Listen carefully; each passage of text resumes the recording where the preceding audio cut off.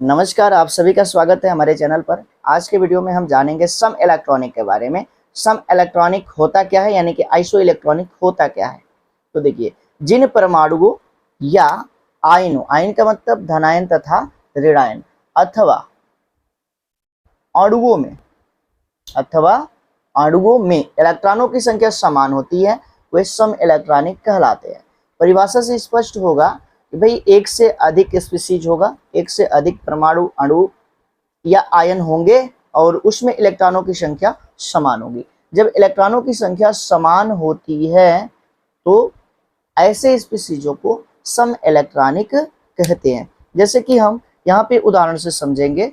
जैसे कि हमारे पास है उदाहरण है Na पर धनायन, उसके बाद से F पे ऋणायन तथा O पर 2 ऋणायन। ये क्या है? ये सम इलेक्ट्रॉनिक है। क्यों?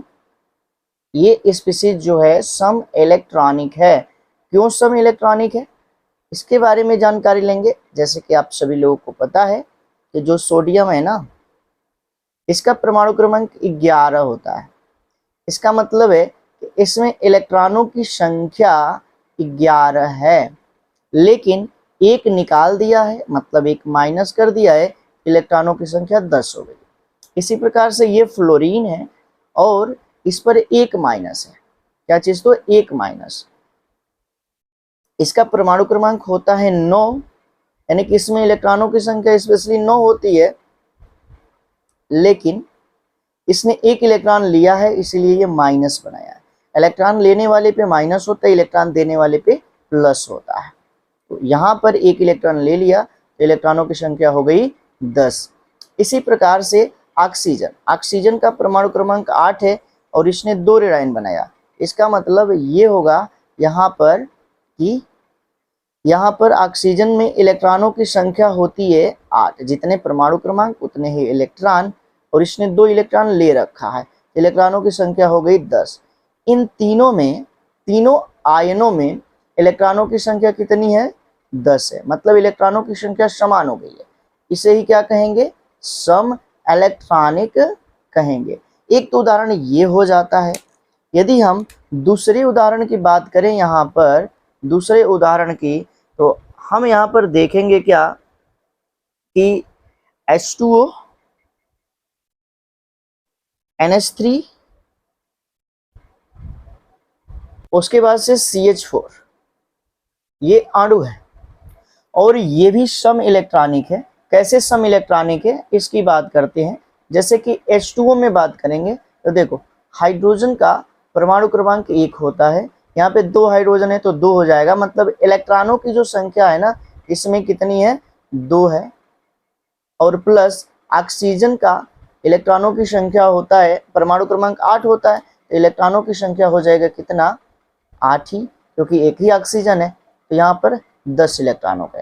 इसी प्रकार से NH3 नाइट्रोजन है, इसका परमाणु क्रमांक होता है 7। कितना? 7, यानी कि इलेक्ट्रॉनों की भी संख्या उतनी ही। और हाइड्रोजन, इसका परमाणु क्रमांक 1, 3 हाइड्रोजन है, तो इसमें इलेक्ट्रॉनों की संख्या 3, ये भी हो गया 10। इसी प्रकार से CH4 है। क्या चीज? तो CH4, इसमें इलेक्ट्रॉनों की संख्या की बात करें तो कार्बन का परमाणु क्रमांक 6, यानी कि इलेक्ट्रॉनों की संख्या 6, प्लस हाइड्रोजन का 1, 4 है तो 4, कितना हो जाएगा? 10।